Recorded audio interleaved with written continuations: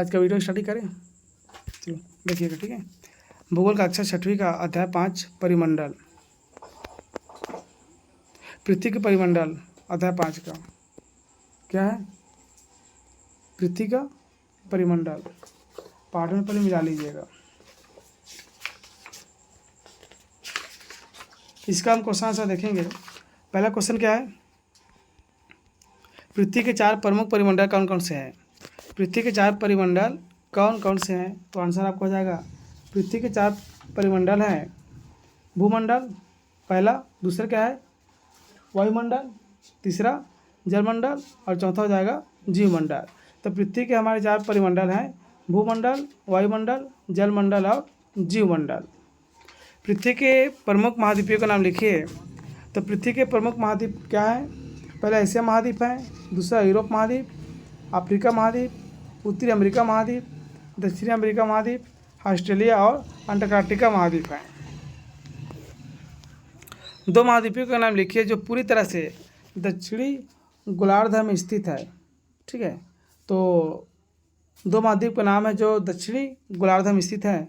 तो पहला हो जाएगा हमारा ऑस्ट्रेलिया और अंटार्कटिका, दोनों जो कि हमारे दक्षिणी गोलार्ध में स्थित हैं। कौन कौन से हैं? ऑस्ट्रेलिया और अंटार्कटिका। समझ में आया ना? आगे क्वेश्चन देखते हैं। वायुमंडल के विभिन्न परतों के नाम लिखिए। तो वायुमंडल के कितने परत होते हैं, पता है किसी को? पता है आप लोग को? नहीं है, जान लेंगे। तो वायुमंडल के 6 परत होते हैं। पहला क्षोभ मंडल, दूसरा समताप मंडल, तीसरा मध्यमंडल, आयनमंडल और बहिर्मंडल। अगला क्वेश्चन है, पृथ्वी को नीला ग्रह क्यों कहा जाता है?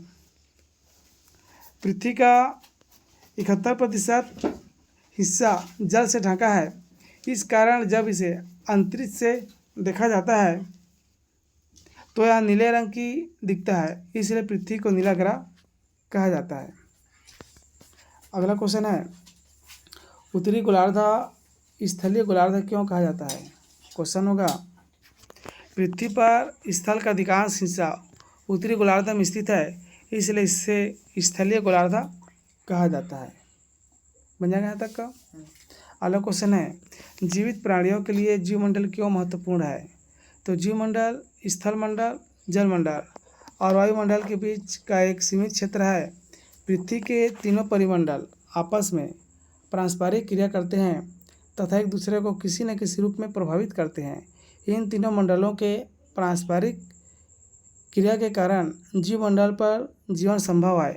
यहाँ स्थल, जल और हवा एक साथ मिलते हैं।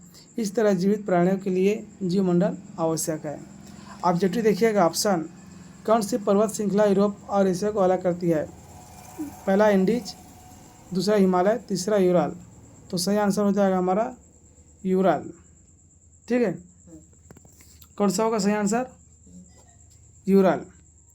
उत्तरी अमेरिका दक्षिणी अमेरिका से कैसे जुड़ा? स्थल संधि से, जल संधि से, नहर से।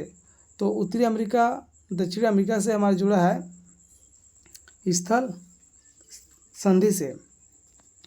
वायुमंडल में कौन सी गैस प्रतिशत सर्वाधिक है? Nitrogen, oxygen, carbon dioxide. तो सबसे ज़्यादा हमारे वायुमंडल में जो गैस उपस्थित है वो है हमारा नाइट्रोजन। ठीक है, अगला क्वेश्चन है, पृथ्वी का कौन सा भाग ठोस चट्टानों का बना होता है? पहला वायुमंडल, जलमंडल, स्थलमंडल। तो सही आंसर होगा स्थलमंडल।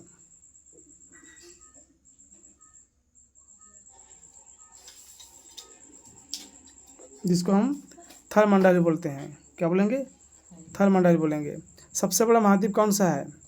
तो सबसे बड़ा महाद्वीप हो जाएगा हमारा पहला अफ्रीका, एशिया, ऑस्ट्रेलिया। तो सबसे बड़ा महाद्वीप हो जाएगा हमारा एशिया महाद्वीप। तो सबसे बड़ा महाद्वीप है एशिया महाद्वीप। ठीक है, खाली स्थान देखेंगे। पृथ्वी का सबसे गहरा भाग क्या कहलाएगा? मैरियाना गर्त कहलाएगा। क्या कहलाएगा? मैरियाना गर्त कहलाएगा, जो कि प्रशांत महासागर में स्थित है। हिंद महासागर का नाम एक देश के नाम पर रखा गया है। क्या रखा गया है? हिंद महासागर का नाम एक देश के नाम पर रखा गया है।